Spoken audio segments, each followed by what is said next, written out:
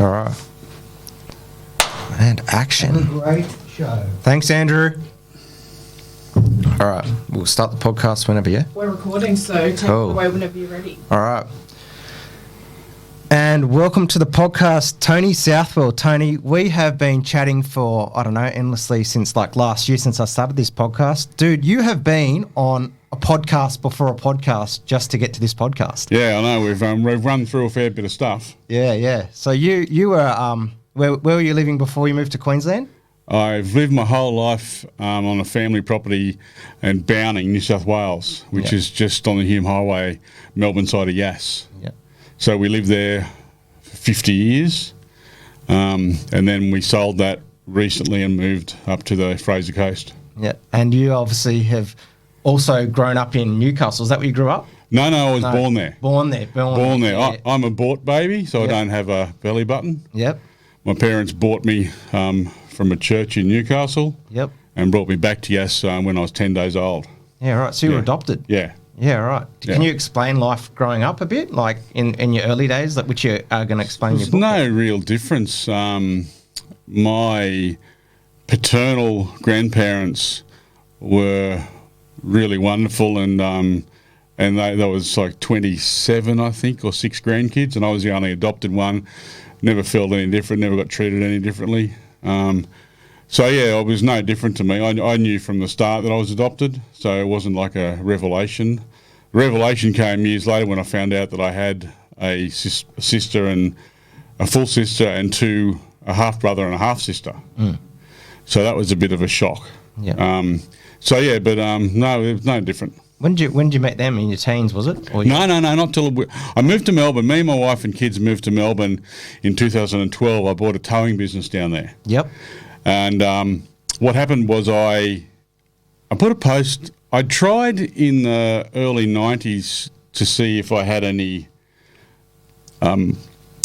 siblings, just because I was getting to that age where health was, I was going to worry about health. Yep.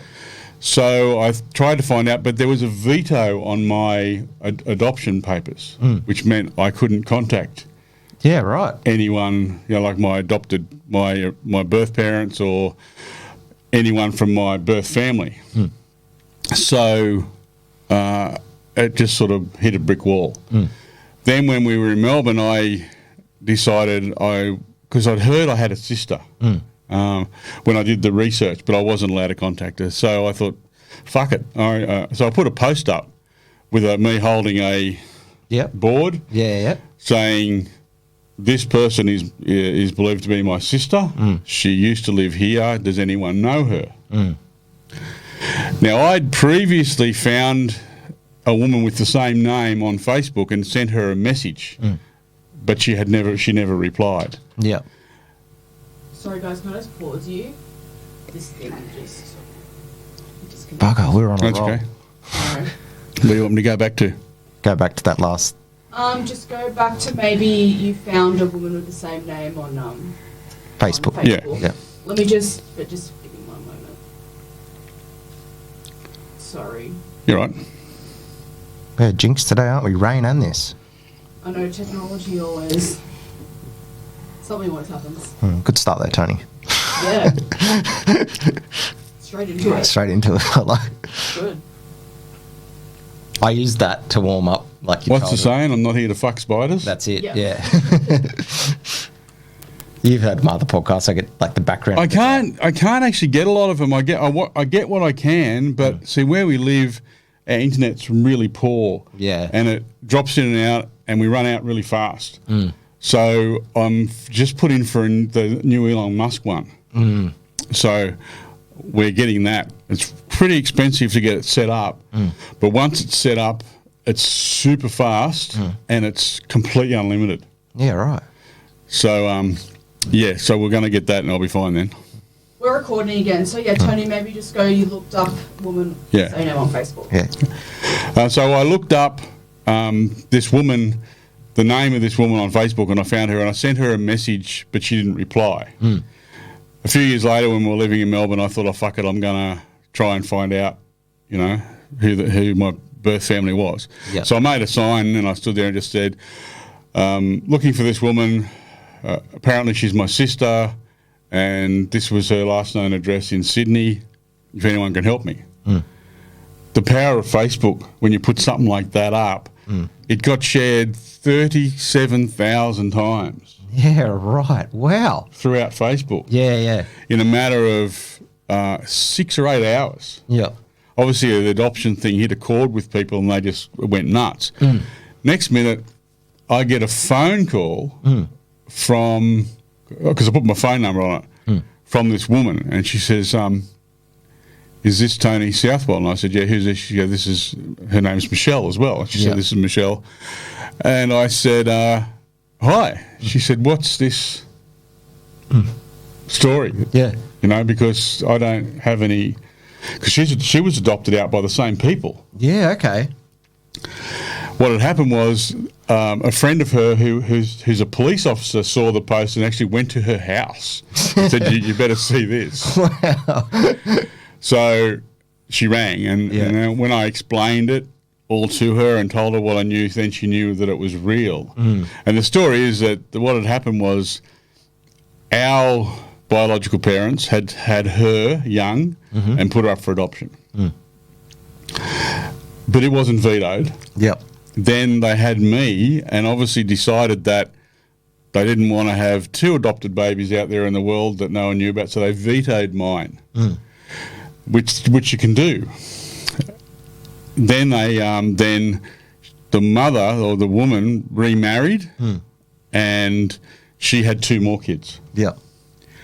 So no one knew about me. No one in their whole family. So I was a huge shock to everyone. Yeah. So my full sister Michelle, we've got a great relationship. She came down to Melbourne and visited us, and we keep in contact. Yep. My half sister, I have a relationship with. Like, she talks to me, but we don't like regularly communicate. But my half brother, he wants nothing to do with it. Yeah, right. It really freaked him out. Yeah. Because is that like a PTSD type of thing?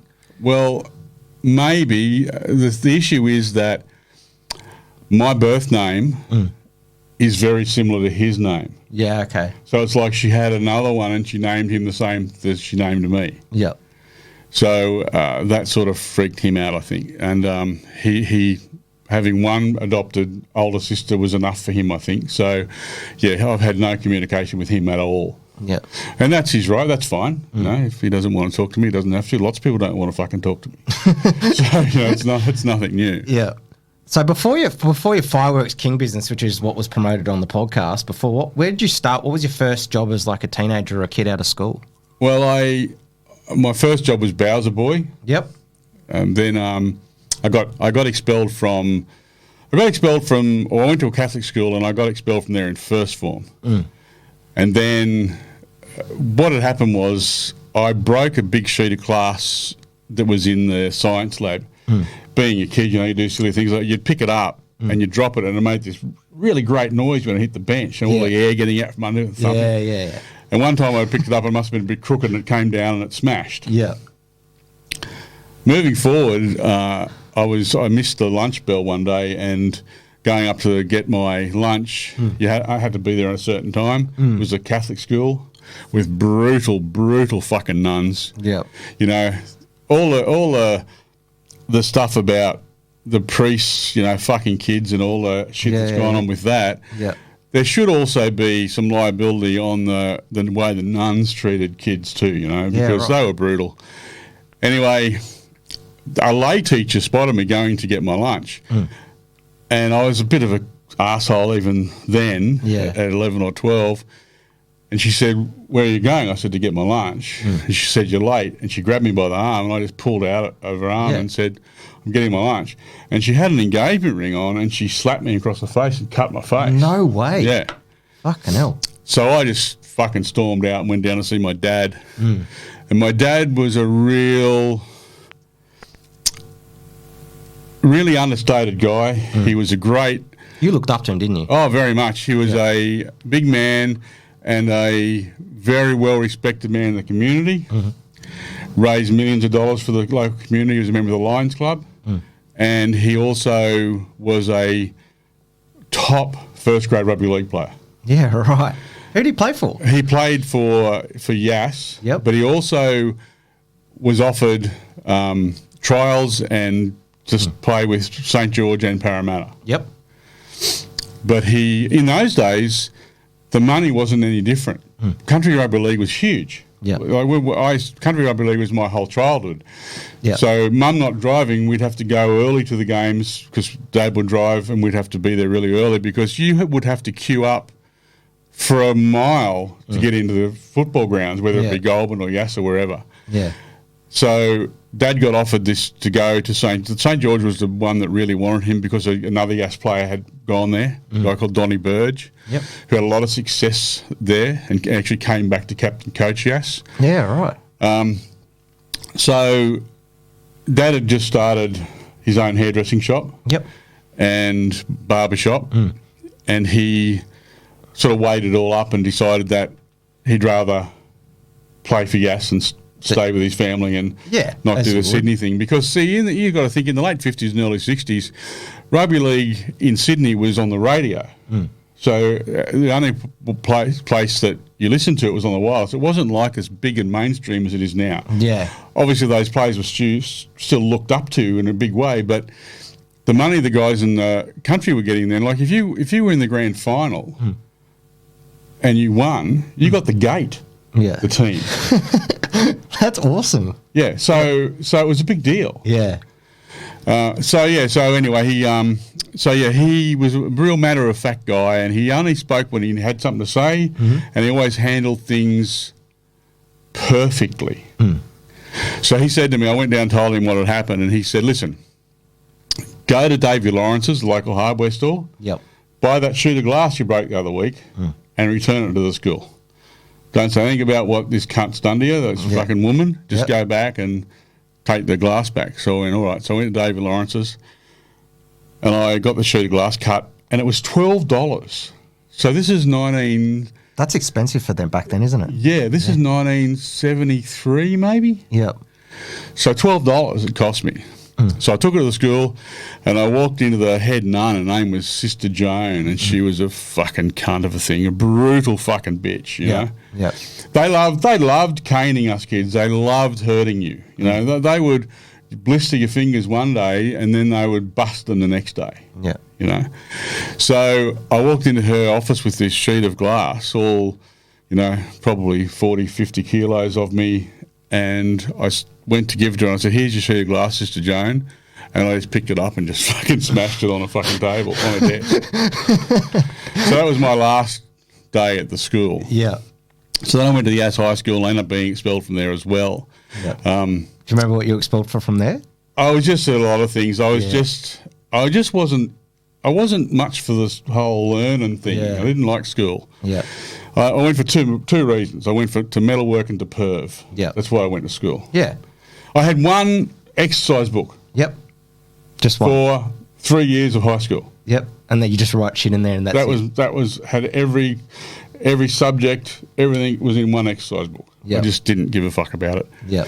So my dad, it's funny how history repeats itself. When my dad left school, his father took him down the street in Yass to the local hairdresser, local barber, a guy called Gordon Bush, and said, you've got an apprenticeship with Gordon Bush, you start here on Monday. Right. So Dad had no choice, you know, what his job was going to be. He wanted to be a carpenter or a builder. Yeah. I wanted to be a mechanic, but every prick in my class was becoming a mechanic. So he took me down to Alan Fisher, which Alan Fisher was a local who had an engineering business. And this guy was hugely respected and brought so much to the community. He's someone that, you know, if you knew him, he's a little guy but tough as fucking nails. So went down there and took me to see Alan Fisher and got me a job as an apprentice welder. Yeah. And I started there the following Wednesday. I just turned 15. And what happened at school was I got called into the office of my metalwork teacher, and he just said to me, you've really got two choices. Either find a job or, you know, you're going to be expelled from here as well, and it's just not going to look good. So I told Dad, and Dad went and organised it. So I got an apprenticeship as a welder, and so the first part of my young adult life, I worked as a welder. I worked there for my apprenticeship. Then I went to Canberra to another welding place. I worked on the construction of the. You loved Canberra growing up as a kid, though, didn't you? That was like... I was you in the Chinese shop, the Chinese restaurant. It was the first restaurant I ever went to as a child. It's called Happy's, and it was opened in 1962, and I was born in 62, and that was like Mum and Dad's big night out, was to go to Happy's Chinese, and it's still there and still owned by the same family. Yeah. Was that technically like one of the first fast food restaurants in... It was the first Chinese restaurant in Canberra. Yeah, okay. And so I worked in Canberra, worked on the Telstra Tower, which was a big job. Worked on, and then I ended up having my own business and working on the construction of the new Parliament House. Yeah, right. And I did every single handrail in that building, a huge building. The brand new one, like the latest Parliament House. Wow. I did all the external handrails and all the internal handrails. Every single handrail, through the staircases, outstairs, everyone is mine. Do they have secret rooms and stuff in Parliament? It's really funny that they're talking about politicians fucking their secretaries and fucking their assistants and all this shit. There's a room about this big, right in the centre of it, underneath the flagpole. Wow. And it was called the meditation room. Yeah. Right? But someone even put it. This is when we were walking there. Someone wrote on the door with a texter, assistant fucking room or something like that. Really? And that's what Holy it was for. Shit. It was for these guys, these pollies, to go fuck their assistants in. Holy shit. Yeah, but it was called the meditation room. Yeah, okay. So, yeah. Wow. Yeah. Wow, holy And that room's still there now. That room, and that's what it is. It's called the meditation. It's only a really little box like this. Yeah, it's just a small little box. Little hideaway, Yeah. You said on Facebook the other day, obviously TVs are a mainstream thing these days. Everyone's got them, every man and their dog. But back then, you were talking about TV licenses. Yeah, you used to, in Australia and lots of countries throughout the world, when TVs first started, you had to have a TV license. Yeah. And the TV inspector would come around, or the communications inspector, I think he was called, would come around doing laps of the streets to see if you could see flickering in windows or aerials or whatever. Yeah. And I remember my mum and dad, when we lived in Yass, having a huge argument one night because mum spotted the TV inspector and dad hadn't bought a licence. Yeah. So I don't think he came, and I don't think we got caught. But there was big fines, probably $30 or something in those days. Yeah. But we in Australia had to have TV licences. How'd you start the fireworks king? Okay, so we'll go back and forth here, but we moved to Bowning. Me and my first wife bought a house in Bowning, and I was working at Parliament House.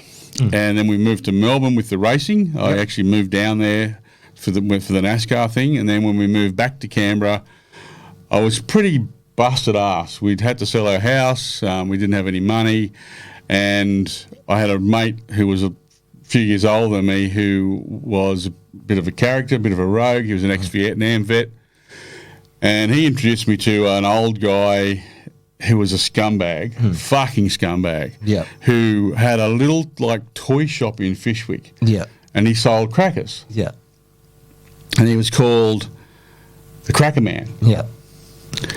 So obviously it was crackers, wasn't he? And anyway, I was working for a friend, Jeff, as a concreter, and I was earning $500 a week cash. He was paying me cash. That was it. And I bought a carton of fireworks called Goon Lee, and they were big crackers. And I thought, I'll see if I can sell a few to some of my mates. And if I make any money and I got some left, I'll have them.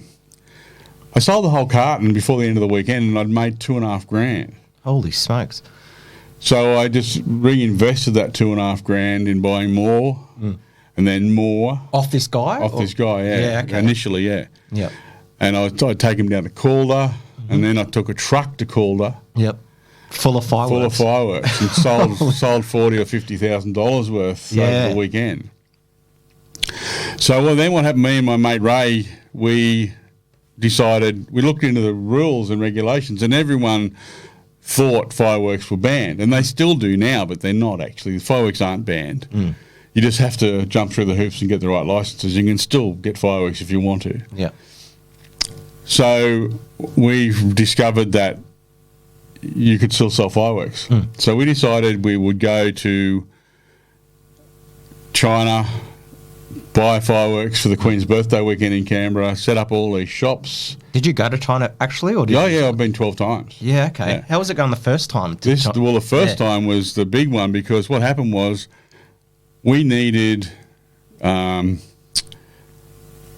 spend, I think it was $150,000 in fireworks we needed to buy fireworks. We didn't have it. Yeah.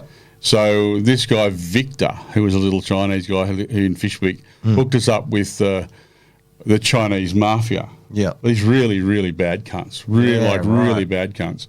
And I went over to meet them, and the deal was that they would guarantee the payment of our fireworks for $40,000. Yep. So we could go to the fireworks company in China, order all the fireworks we needed for the Queen's birthday weekend, 150 grand, and they would guarantee it for a further 40 grand. Yep. And if we didn't pay, obviously they were going to come after us. Yep. So my life was so fucked up at that stage that I had nothing to lose. So we took the deal, imported the fireworks back to Australia, had our Queen's birthday weekend, and it was fucking massive. Yep. Absolutely fucking massive. Sold everything. Sold like millions of dollars worth of fucking fireworks. Yep. I turned $500 into $2 million in 1 year. Holy shit. And anyway, did you know what to do with the money, or you just were crazy with it? oh, just drugs, hookers, and fucking fast cars. You know, it's just out of control. Yeah. So went back to China to take the money, and I had to smuggle $200,000 into China. Yep. In a briefcase. So 4 of us went. Myself, my mate Ray, this fucking dirtbag that had the cracker man, and hang around he had this tall fucking red-headed fucking wanker. So over we go, and Ray said, let's split the money up between us, you know. And I said, that's fucking stupid. Why all of us get busted? Just give it to me, I'll take it. Yeah. So on the plane, had $200,000 in the briefcase, 150 for the fireworks, 40 for the bad guys, and 10 spending money for me.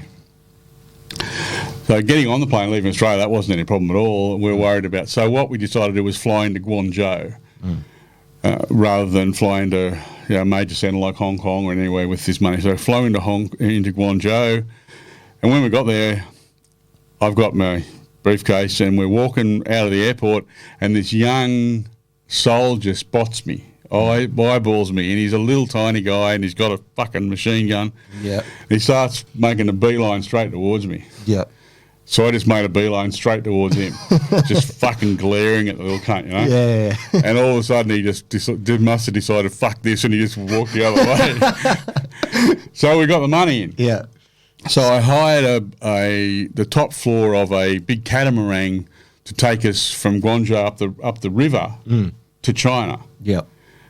Now, this was really fucking great because it was the day that China was being handed back over, Hong Kong was being handed back to China. Yeah, okay. So we it was a were distraction, was it? Hey? Was it a distraction for you to do your stuff, or was it? No, it was just great. Yeah. We didn't plan it like that, but it was great to be there on such a monumental day in history, you know? Yeah, it was fireworks and celebrations, and it was just really cool.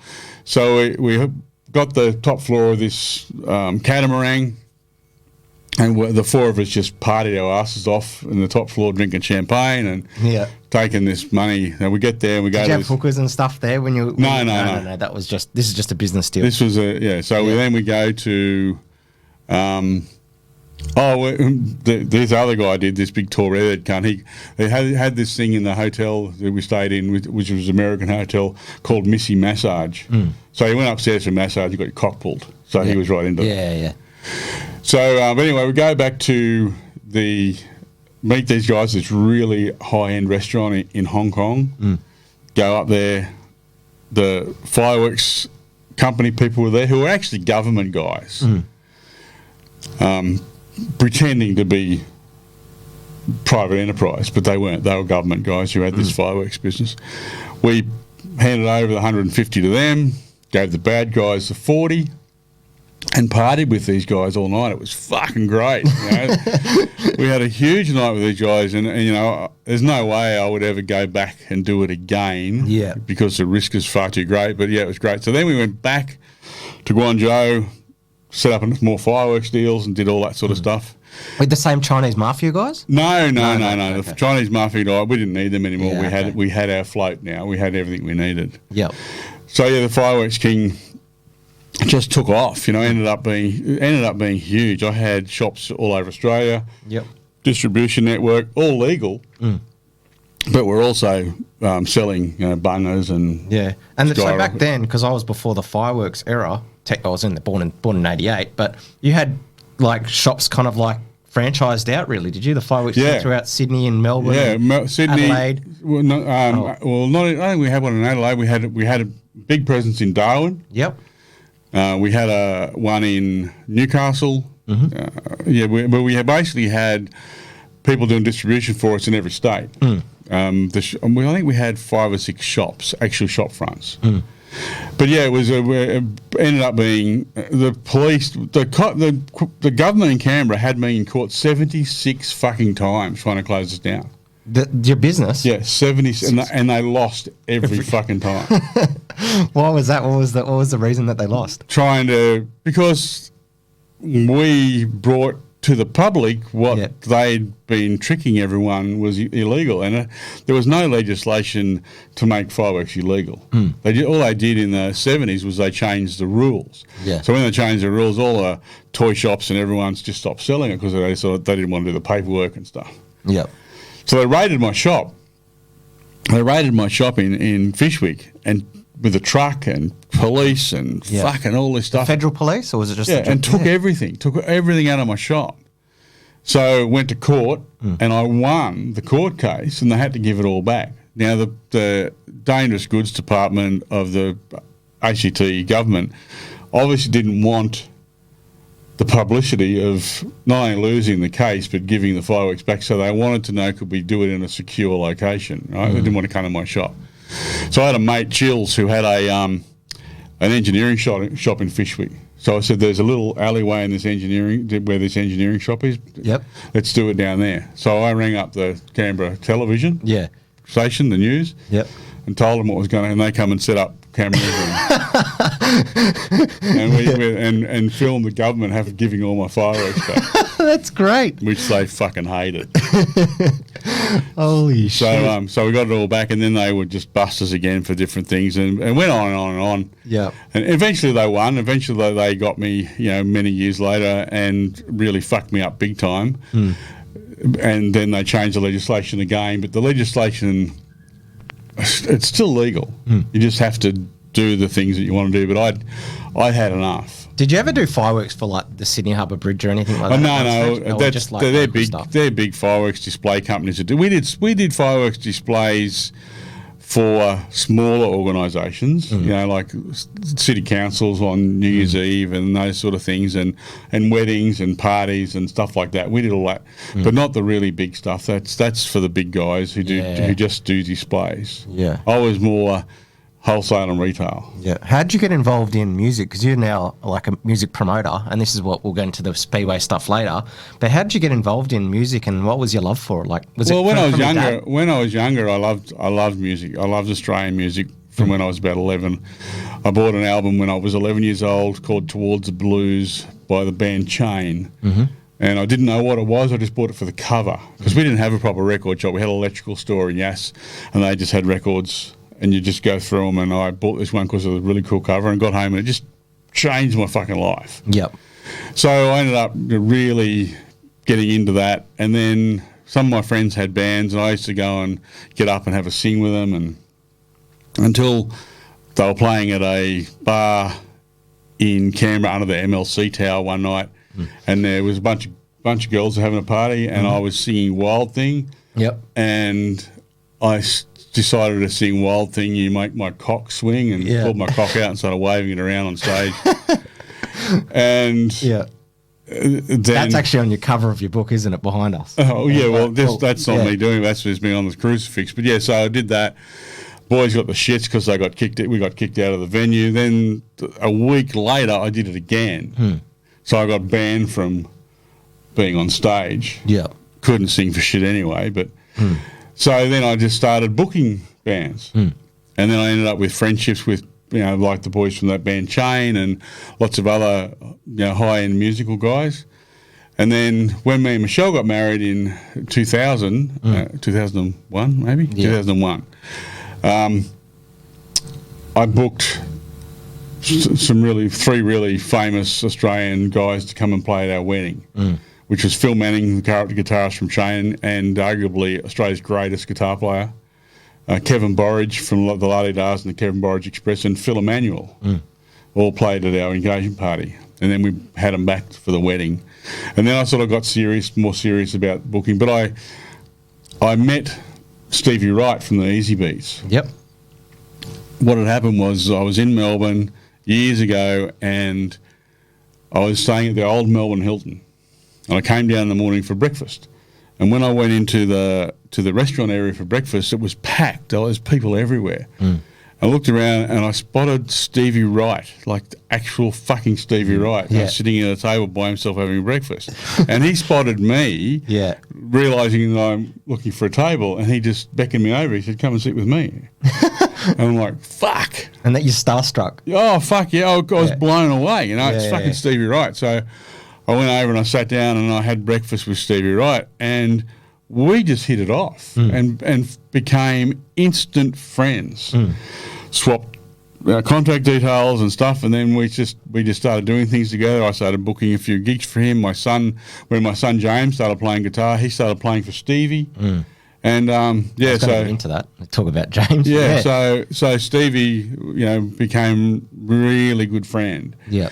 And I really get annoyed because people post things about Stevie on Facebook and they don't know the truth about Stevie. They think about his heroin problems and they say it ruined his career and all this sort of stuff, but they don't know the truth. Stevie's big problem wasn't that ended his career wasn't his drugs. He broke his foot falling out of a window. He left the keys to his flat inside and he climbed up a drain pipe and fell and broke his foot and got a compound fracture. And when he went to hospital to have it operated on, he got golden staph. And he ended up with a black foot and he couldn't walk. So that was what ruined his career. Yeah. And, so I just get so sick of people being negative about him because he was one of the greatest. Some of his music will live on forever. He knocked the fucking Beatles off the charts. So that was sort of it, and I just started doing the music things. I booked a huge concert for Stevie's last ever major concert appearance, which was like the who's who of the Australian rock and roll industry, and the backing band were the best players in Australia. And then just went from there, and then got more serious about it. I actually got really serious only a few years ago about booking festivals. When I got diagnosed with sarcoidosis in 2017, I couldn't work anymore, couldn't drive tow trucks anymore. So then I thought, well, what I've been fucking around with for the last 30 years doing the music thing, I need to start doing seriously to make a living out of it. So then I started booking festivals all over Australia for producers and promoters and people who own venues. How do you monitor your disease? Like, is there a way? Because remember, we had to stop and go with this podcast. Yeah. Well, I had a really bad flare up and had some issues a month or so ago, and I've still got some ongoing issues now. But it's just one of those things that the doctors don't really know enough about. A lot of it's just guesswork, and the medication I'm on is really shit because I'm on incredibly high doses of a medication that's used for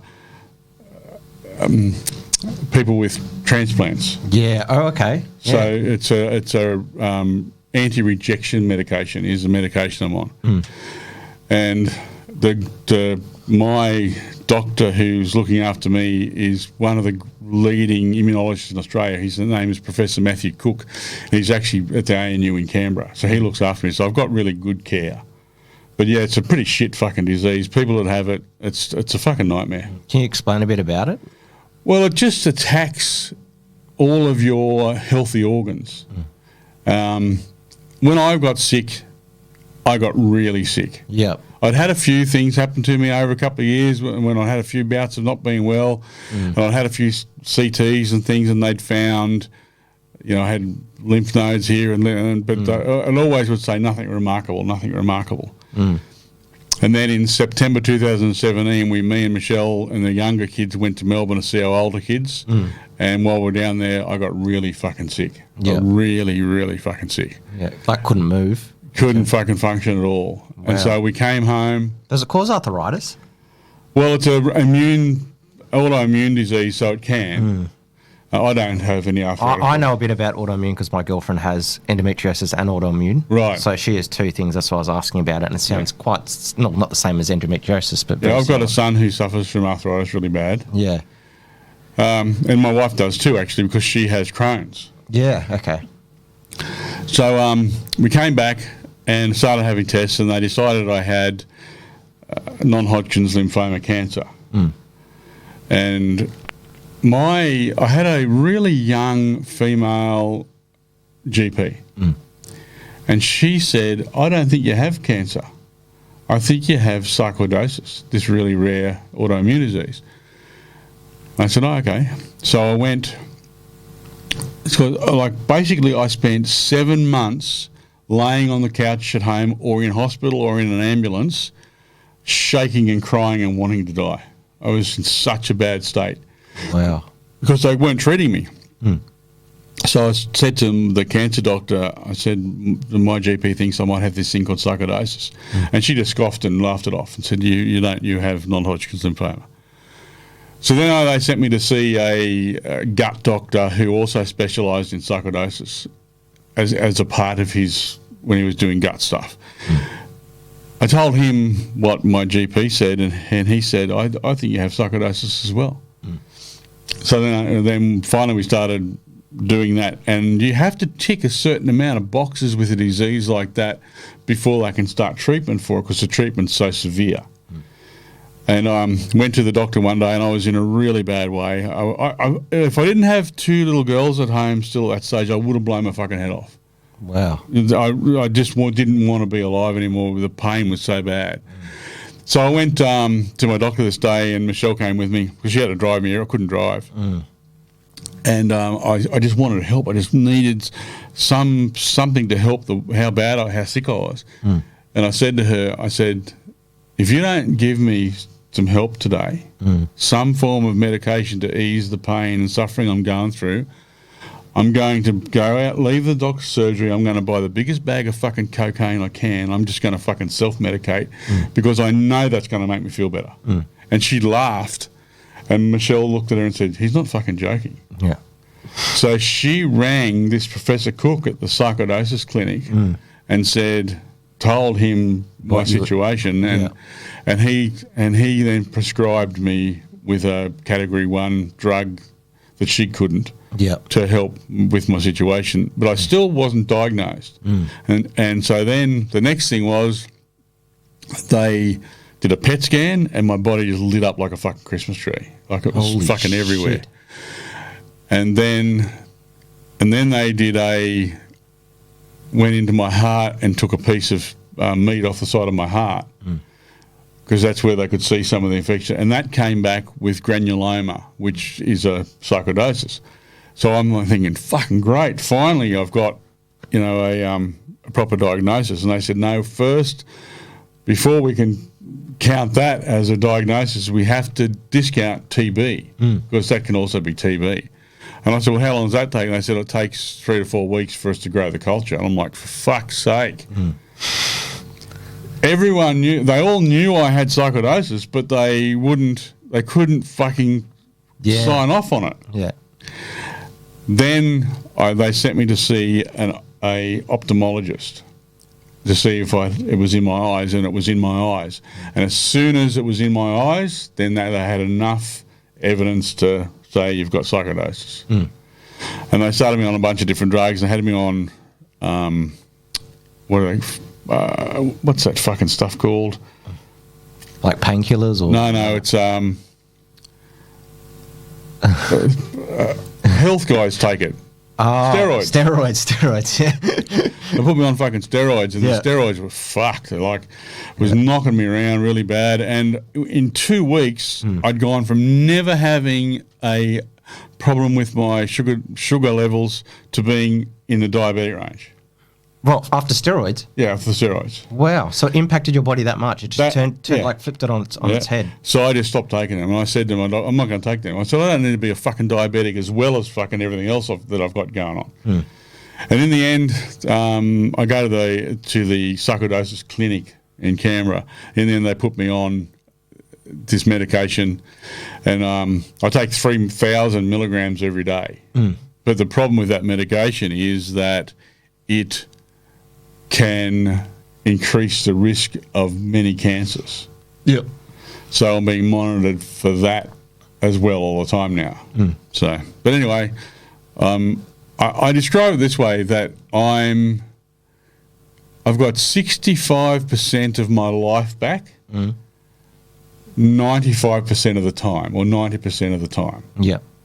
And the other 10% of the time is when I sort of have a flare up or whatever, like a relapse kind of thing. But I still don't have, my full life back. I'm only 65% as good as I was before. How did you get involved in bikies? Did that come through just on the other side of like I read in your book? I've always had bikes. Always been involved in bikes and always liked to ride. And I'm not just I've got a bike in the shed guy. There's plenty of bikes that have got a Harley in the shed. They're just fucking cock pullers. So they want to say, I've got a fucking Harley Davidson. Same as lots of guys who racing cars. Bob Jane used to call them garage cock pullers. Yeah.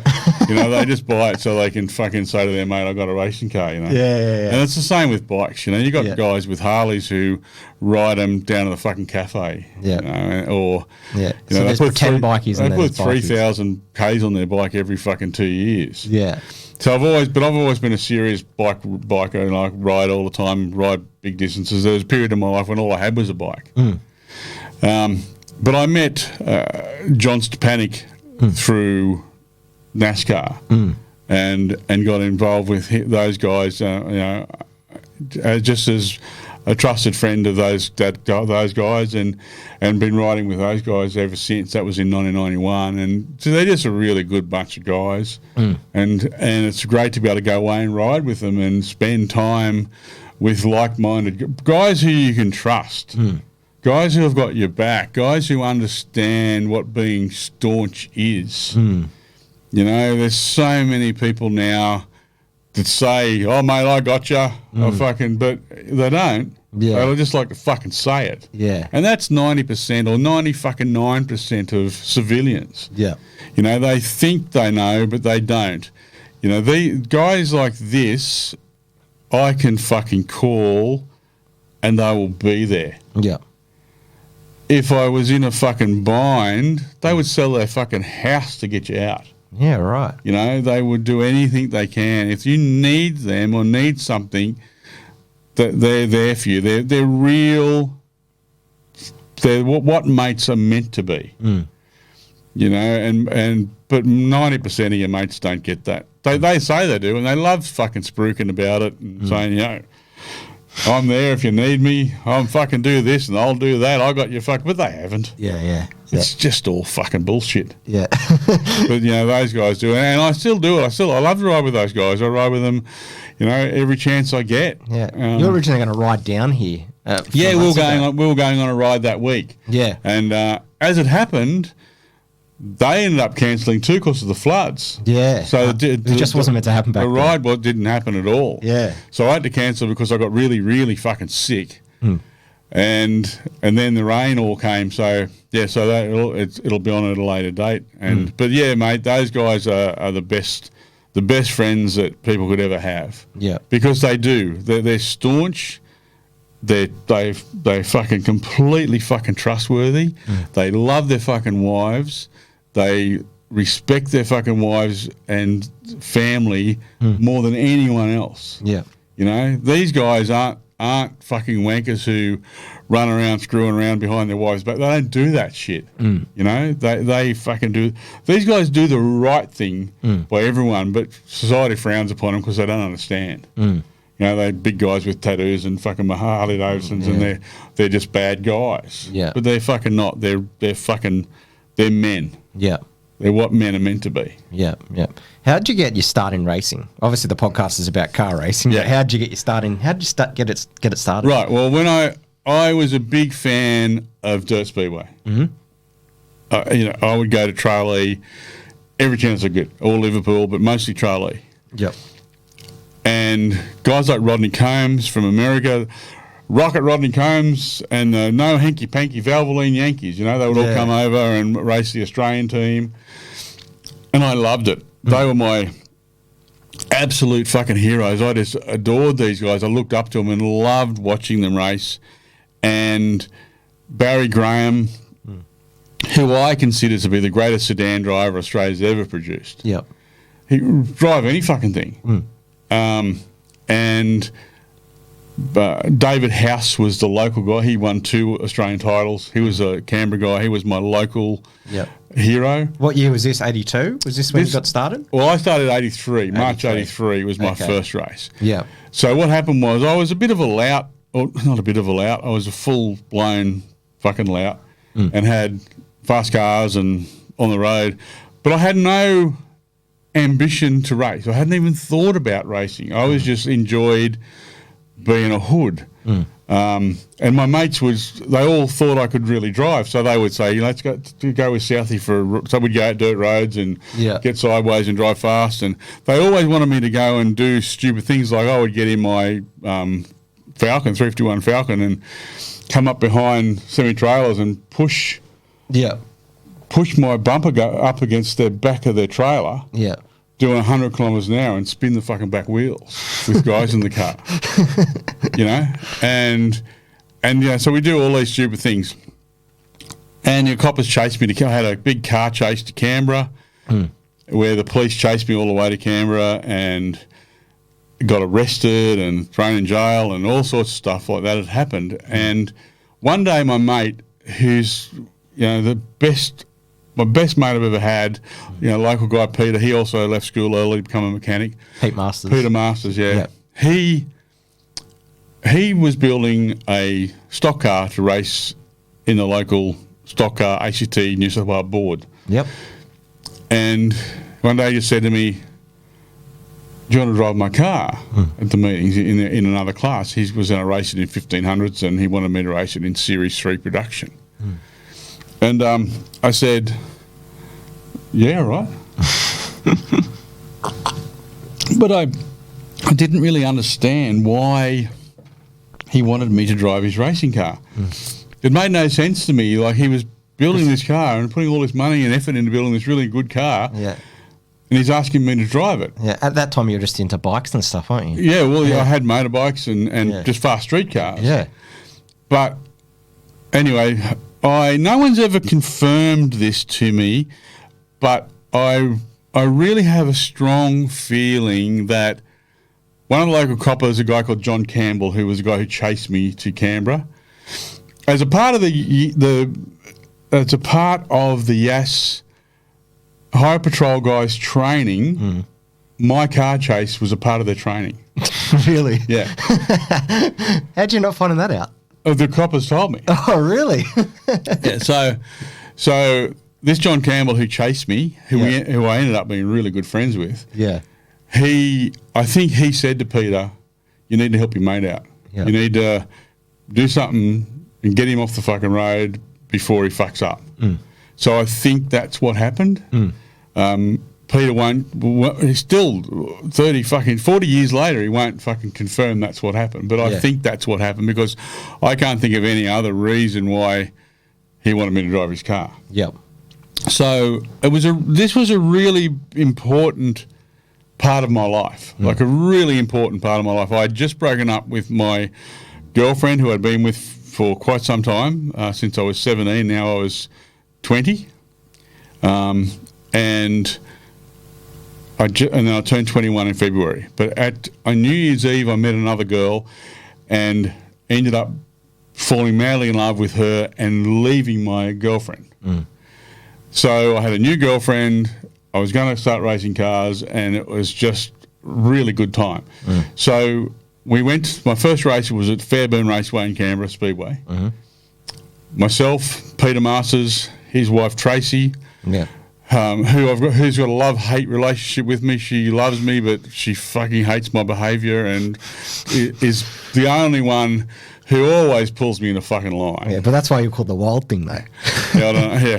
So, and their daughter Danielle, who's the most beautiful child I've ever met in my whole life. She's a grown woman now, but as a child, most of your friends' kids are just fucking snotty-nosed pieces of shit, you know? Yeah. She was just adorable her whole life. Yeah. My mate Robbie, his girlfriend at the time, Bronwyn, and my new girlfriend. So we all went to my first race. Yep. It was a 12-car field, and I had to start at the back because I was a rookie. It was my first race. Yep. So I'm driving a Datsun 1200 that's like got a modified 1500 engine in it, twin Webers, a lot of work done to it. So it went fairly well, and I won the first heat, passed everybody, and they're all driving Tiranas. 6-cylinder Tiranas with triple Webers or triple SUs and all that sort of stuff. All pretty hotted up cars. Yeah. Passed them all, round the outside, won the first race. Yeah. And I'm sort of, wow, that's fucking great. And everyone's like, Peter's like, fuck, that's fucking great. Went out again, second heat, won the second heat off the back again. Passed everyone. Third heat, passed everyone, won again. Yeah. And won it easy. Just fucking kicked their asses. Yeah.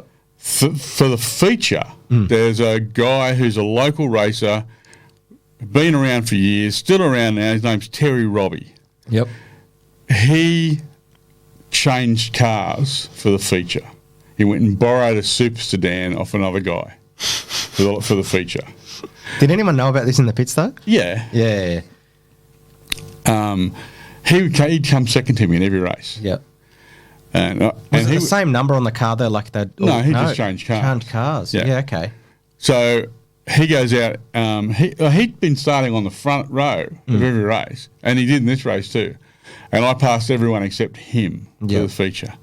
But being my first race in Speedway, I didn't know the rules. I just assumed that by winning 3 fucking heats and coming second in the last race, I was a winner. Yeah. I'd won the fucking day. Yeah. So they go up to collect our trophies and they give the third place trophy to fucking whoever that was, and then they go second place Tony Southwell. I'm like, what the fuck? Second place? How the fuck am I second? Yeah. So I go up and get it, and then they give the fucking first place to Terry because he'd won the feature race. Yeah. So you thought it was for outright, but you were just doing the heats and you'd think you'd won the whole thing because you won the heats? Yeah, because I'd won 3 out of 4 races. Yeah, makes sense. Anyway, so I learned then that but anyway, Terry won. If he had changed cars, you wouldn't have. Yeah. Anyway, it was my first race, and I actually collapsed standing there waiting for my trophy. I was so overwhelmed by the whole day, and I had this beautiful new girl in my life. I was the happiest I'd been for years, and I just won. Do you remember your girlfriend's name at the time? Oh yeah, I do, but I don't want to do that. Yeah. It was fantastic, and then the next race meeting, we went to a place called Woodstock, another speedway out in New South Wales near Cowra, and I won there again. I won the feature there, won the day. Back then, was there lots of big crowds back then? Oh yes, like dirt track racing in the bush in the 80s was great. Yeah, it was fucking great. There was tracks everywhere, and there was lots of cars and people involved, and people were engineering incredibly good fast cars. And then we came to Yass Speedway for the first time, and Terry Robbie was there, and the guy that had beaten me. Yeah. Anyway, with 1 car or 2 cars this time. He was in his fast car. Yeah. And I was coming underneath him. Where the pit straight is, there's like a wooden wall, or there was. And he had, in those days, you could run like tyres that wide outside your guards. So I purposely 8 tyres hold on much better than 4. So I just leaned on his car and I pushed him over onto the wall and his tyre went up the wall and tipped him fucking over. And I won the race. Now, Warwick Stansfield, rest in peace, he only just died recently, was one of the most respected people in the Yass community and certainly a huge guy in local racing. Yeah. He was the clerk of the course. So he called me over and he said, I'm going to park here for the rest of the day. To you? Yeah. Yeah. He said, I know you did that on purpose. Yeah. And then he said, but he had it coming. Yeah. So I had a lot of success driving Peter's car. And then I decided to buy my first car, and I bought a car that had just won the 1500 Series Championship. Yep. But I couldn't afford to buy it with the engine that it had won with, so I bought it with just a modified engine, but not the really good one. Yeah. It was a stupid move because the car just wasn't any good, and I had no success in it at all. Do you remember the car, like what car it was and what it looked like? It was a boxy, square Fiat 124, I think. Yep. And did you run number 17 back then, or just no?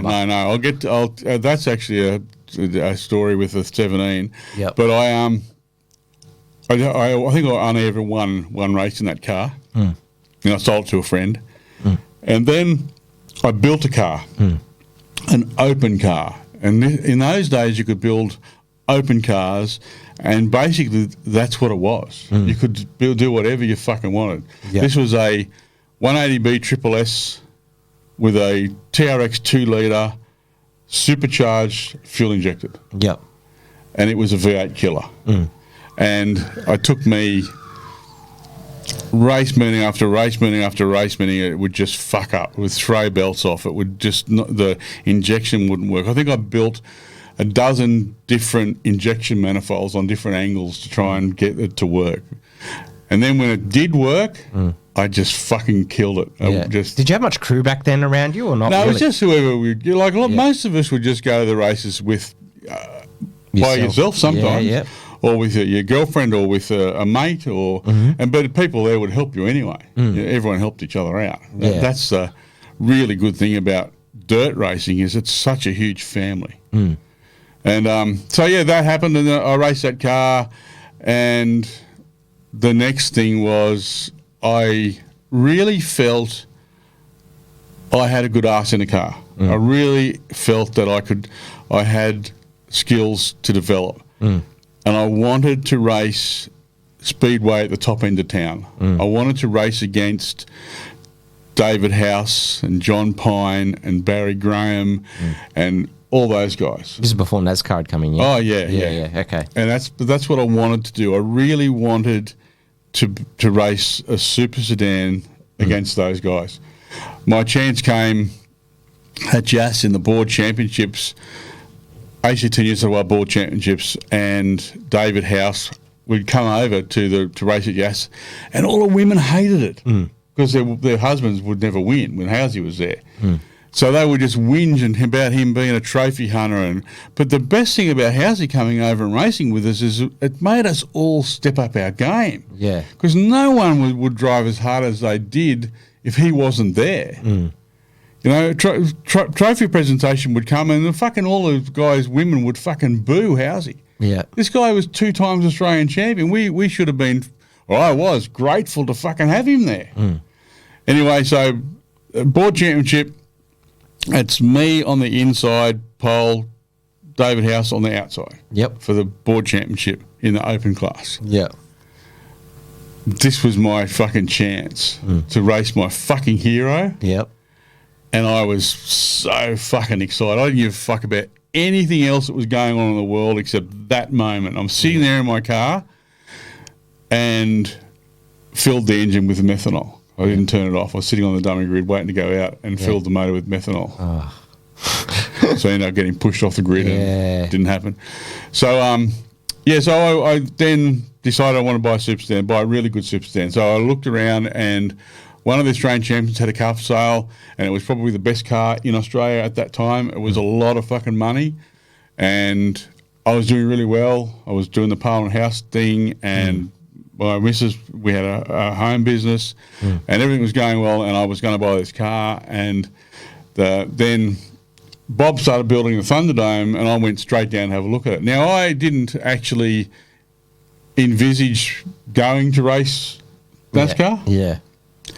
I was certainly interested in it and thought it'd be great to do it. Yeah. But it wasn't. Were they televising NASCAR in Australia back then or not? Not as much as there is now. Like Daytona 500 was really, during the 80s, was the only race we got live. Yeah.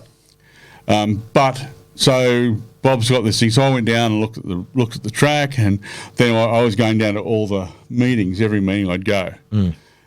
This guy, Pat Wormsley, my dad used to say his nickname was Wall. My dad used to say if the world was full of Pat Wormsleys, it'd be a much better place to live in. This he's a fucking really good guy and a real legend.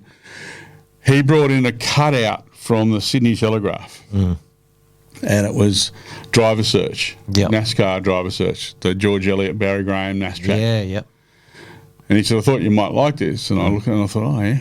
So the next race at Calder, I went down, and George was there, and they were putting on like a information day, you know. So I went, and it was $250 deposit. I didn't have any money, so I said to my cousin Mark, who was at the racetrack with me, and my cousin's husband Mark, I said, "Listen, mate, can you lend me the $250? I want to do this." He said, "Yeah, no worries." So he lent me $250. So him and his wife Donna, my cousin, were actually the first people who invested in my NASCAR career. Yeah. So they gave me the money, and I signed up. I came down to do the NASCAR on my birthday in 1990. Yeah. February 1990. Well, life was a bit of a mess back then. Was it around then? Or it was. And it was getting worse because my wife had decided she needed a boyfriend. Yep. And so things were really getting fucked up. And so I went down and because what had happened was the other girl I was seeing, everybody was against it. Because I'd been with my other girlfriend so long, they wanted me to be with her. I was trying to get married because everyone was getting married in their early 20s. Yeah. And this other chick was a couple of years younger than me. She was too young and blah, blah, blah. So we ended up breaking up because everyone wanted us to. Yeah, okay. And I ended up going back to my wife, who became my wife. So anyway, I go down to do the NASCAR thing, and Peter Masters, who's really sensible guy. Like he's someone who's got his head together. He's a very good businessman and even a better human. I took him with me so I wouldn't fuck up. Right? So we go down the night before, and we stay at the Keilor Motel right opposite the Keilor pub, and we go over there for dinner. Now Peter says, we won't go into the bar, we'll just go into the restaurant, we'll have a steak and a beer, go back to the hotel. I said, no worries. So we go to do that. And then he says to me, let's just go to the bar and have one beer. That's right. That ended up being a fucking out of control, loose fucking night. One beer was never one beer. It ended up being 1,000 fucking beers and fucking drunk as 10 men. Yeah. And it's a whole fucking story about that night. I made a lifelong friend and a lifelong sponsor that night, met that night. And my cousin was working there behind the bar, who was pretending that he was a Canadian fucking Mountie. He was out here. And I saw him, I go, hey, Mick, and he pretends he doesn't know me. This is my first cousin. Yeah. And he's got this Canadian accent. And I go, what the fuck are you doing? And he's like, who are you? And in the end, I outed him because he turned up in Keilor pretending he was a Canadian Mountie out here on holidays and got a job and was just fucking all the barmaids and having the time of his fucking life. Wow. And me just turning up at this random pub completely fucking outed him. So that was his last night that he didn't go back. Yeah. So, that's in my book there's a big story about that night. Anyway, so what happens is we go back to the hotel fucked. And all the other guys had arrived in the bus. Georgie brought a whole busload down from Sydney. They were all in their rooms. In the morning, I wake up and I'm fucking rooted. We all meet. And the funny thing was that one of the guys in my group was the guy who had married my old girlfriend. He was a copper from Yass. Yeah, right. And they had their... So it was either their send-off or their engagement party at the pub that I drank at. Yeah. Which was really fucking weird because they both knew I drank there. Yeah. He fucking hated me because, you know, I'd obviously chopped up his cook before he had, and guys don't fucking like that shit, you know, little dick fucking syndrome. and she knew I fucking drank there. Yeah. So I'm like, why the fuck are you here? Anyway, so she came in to see me in the bar and we had a bit of a moment, and he was looking through the back of the bar and saw me, and then I walk out there and he's like, a bit of a ruckus started and wanted to have a go at me, and then everyone pulled me away from him, and he's like, points at me like this, and he goes, he thinks he's fucking Mad Max, and he goes, I'll see you on the fucking road. I'll see you on the road, you know? Like, righto. So then we get down there, and he's in this fucking group. He's one of the guys that's doing NASTRAC. Yeah. Because he's a higher patrol copper, and I obviously thought he was a bit of a gun. Yeah. Well, to actually be a NASCAR driver, like he's actually he was doing NASCAR. Yeah, right. Yeah, okay. And as it turned out, which was really fucking funny, I love everyone knowing it, I came 27th or 29th. Yep. Not sure, but it was the top 25 who got through to the final. Yep. He came 476, yeah, right, which is fucking great. I thought that was really good. So I didn't get into the NASTRAC final, and Adam Pay ended up winning it. Was Adam Pay win that year, or was it Steve Cosson? Anyway, one of those guys won it. Yep. I think it was Adam Pay. So, but what happened was, a few months later, I get a phone call, and my ex-missus sings out, she's like, Bob Jane's on the phone. And I'm, what? So Bob Jane is on the telephone. And I'm like, get fucked. Why the fuck would Bob Jane call me? You know, I don't know Bob Jane. I obviously know who he is, but I don't know Bob Jane. Yeah. And she's like, really Bob Jane. So I pick up the phone, and I got to hear for the first time something that I heard 1,000 fucking times after that. Hello, Bob Jane here. That's how he answered the phone always. And he invited me down to look at a NASCAR. He wanted me to drive a car. He had a car for me. I didn't find out till many years later that what had happened was Barry Graham, who was a big part of the NASTRAC deal, him and George Elliott owned it, had actually fought for me to be in the top 25. He told me himself that he fought for me. Are you still mates with George Elliott? Oh, absolutely, yeah. He's a great bloke. Oh, fuck yeah. He's fucking character. So back to Bob Jane. So Barry had fought for me to get me into the final 25.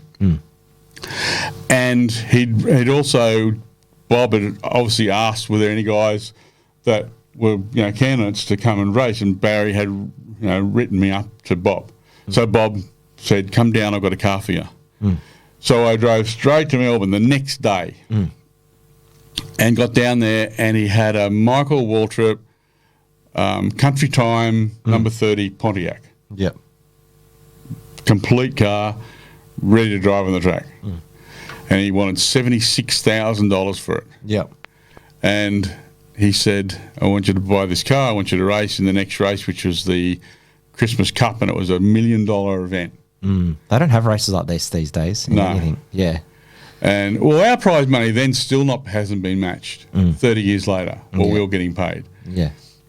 And he said, I want you to buy this car. You can just pay it off through prize money. You know, take you a season or two to pay it off. And you can just, it's yours. Go race. And it sounded really fucking tempting, but I didn't want it. I just bought a house for $90,000, and this guy's selling me a racing car for almost that, $76,000, and offering me to go on the tick for it. So I was a bit like shell shocked at what to do. And so I can't remember whether it was there on the day or a phone call later. I said to him that I didn't want to take his offer, and I explained to him the reasons why. And he said, "Listen, the Christmas Cup race in December is $1 million race. you'll get $17,500 to come last. He said, all you have to do, don't put any tyres on it, don't practice the fucking thing. Yeah. Don't do anything except put some fuel in it, go out on the racetrack, start the race at the back of the field, do one lap, pull up. Yep. He said, just do a start and park. He said, you'll pick up $17,500 straight off the fucking bill. Now you only owe me $60,000. Yeah. But still, I decided it wasn't what I wanted to do. I do regret that. It's I admit that I have regrets, and that's one because that probably would have been the best choice for me to make as far as getting a car. So when I found out more about what Bob was doing and how much we were getting paid, I put the super sedan idea on hold. Super sedan racing or late model racing or Grand National racing, that was what I wanted to do. I wanted to race on dirt more than anything. Even though the NASCAR was in your face, you just still want to do dirt. Dirt was my love. Yeah. That's all I wanted to do. I didn't want to do anything else. I wanted to race dirt. But finding money to race dirt at that level is impossible. Yep. To get sponsors, you have to fund it all yourself. Where the NASCAR thing was television. It was on Channel 9, wasn't it? We're on all of them. We're on 9, 10, 7, and SBS. We had to go on every one of them at different times. So with the money that was being offered, plus we had television, sponsorship was going to be easier. So I decided I'm going to go and do that for a little while because it'll pay for itself. I don't have to worry so much about money. Yeah. So I went to America. Yep. A guy called Doug Taylor, who I got introduced to me through George Elliott. Yep. Built cars. He had a business in Denver, North Carolina, not Denver, Colorado. Yeah. So we went over to crew for him at Daytona for a guy in the Bush Series race called Richard Lasseter. This was a young guy who'd invented some board game and made a fucking fortune off it. Decided to go bush racing, NASCAR racing. Yeah. So he had 4 or 5 cars, and we went to Daytona to crew for him. And so when we got to Daytona, we'd booked tickets to go from Daytona to Denver. Now, Denver to me was fucking Colorado. Yeah. The other side of America. Yeah. Well, most people from call fucking Daytona here to fucking Colorado up there. Yeah, yeah. Where really I was only going here. So we'd already booked tickets. Yeah. And no one said anything to me. We just thought naturally we're going there. So we go there, and we crewed for Richard at that race. And I had a fucking run-in with fucking Dale Earnhardt. Yeah.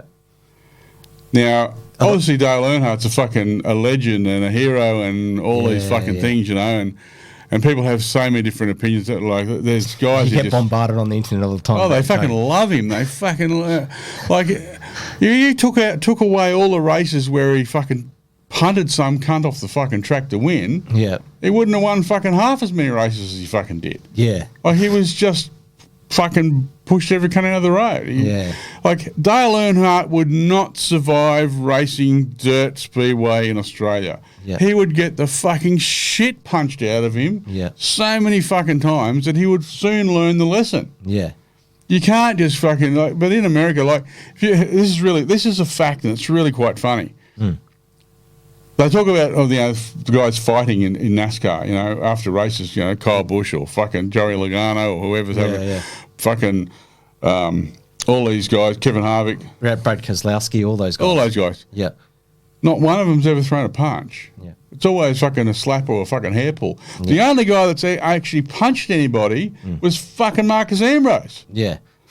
Who fucking punched Casey Mears. Yeah. Like, he's an Aussie. That's the only actual punch that's ever been thrown. Yeah. Is fucking Marcus Ambrose, who punched him and fucking gave him a fucking welter. Yeah. So Dale Earnhardt, the way he drove in America, he wouldn't have fucking done it here. He wouldn't have lasted.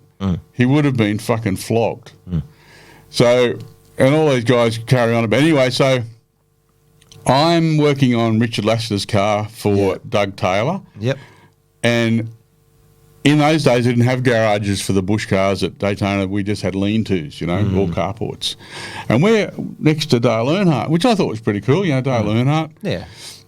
And he was working on his own car and all that sort of stuff. Old school racing back then. Yeah. Yeah. This is 1991, Daytona 91. Yeah. Was this when he was his yellow and blue car? No, like no, the it Wrangler? was a black. The black one. Black one, yeah. Yep. And like, his bush car was the same as his cup car. Yeah. But his bush car was owned by him, not by Richard. Yeah. It was owned by.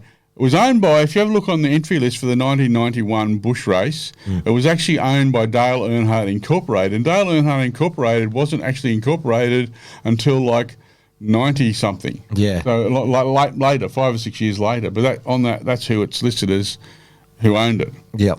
Anyway, he's changing the sway bar on the bush car, and he saw me and he sung out to me and he said, "Mate, can you..." Well, he wouldn't have said mate, whatever he would have said. Pal. Pal, yeah. Can you, could you pass me, have you got a rubber hammer or a mallet you could pass me to knock out the sway bar? I went, no worries. So I went out of the toolbox, grabbed him a rubber mallet, handed to him, and he knocked the sway bar out, passed it back to me. No worries. The next day, because in those days, even in Australia when we were racing, you used to get to the track on Monday. Yeah. We were there for the whole fucking week. Yeah. So next day or whatever, I'm doing something, and I asked him to pass me something, only something small. Yeah. And he said to me, "If you haven't got your fucking own gear, you shouldn't fucking be here." Yeah. Really? Yeah. Wow. And I thought, you fucking piece of shit, you know? And that happened to me. Yeah. Exactly the fucking same thing happened to me 4 or 5 years later at Calder. Yeah. When a circuit racing guy who'd also been racing Oscar came to NASCAR. And he came to his first race, and it wasn't Bradley. He came to his first race in NASCAR, and I was this side in the garage, and there was a wall, and he was in the next set of double garages. And they'd forgotten the power connection for the 240 volt power connection for his scales. So he came in and asked me, could he borrow my scales? And of course, I said, yeah, no worries. Here's my scales. So he used my scales, weighed his fucking car, did it all.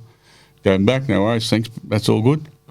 Next fucking race meeting, someone ran over my wheelbase gauge and bent it. Yeah. So I asked him if I could borrow his wheelbase gauge. Yeah. He said the fucking same thing to me that Earnhardt said to me. Yeah, in America. In 1990. If you haven't got your own fucking gear, mate, you shouldn't fucking be here. Didn't you get arrested in America? Yeah, Before we go back to Australia, but we just finished the American story off. I was in a car park where me and my mate were in a Pontiac Grand Prix hire car. And it wasn't. It was an Oldsmobile Cutlass Supreme, and they're front wheel drive. Yep. It's V6 front wheel drive. So I've got the handbrake on, and I'm driving around the car park with the back wheels dragging and doing fucking donuts in the car park of this huge shopping centre. Yeah. And police car fucking spotted me and came over and pulled me up. And I get out of the car and he's like, pull the fucking gun on me. Yeah. Get back in the car. And then my mate gets out of the car and he's like, fucking got the gun on him. Get back in the car. You know, fuck me, this is serious, you know. Yeah.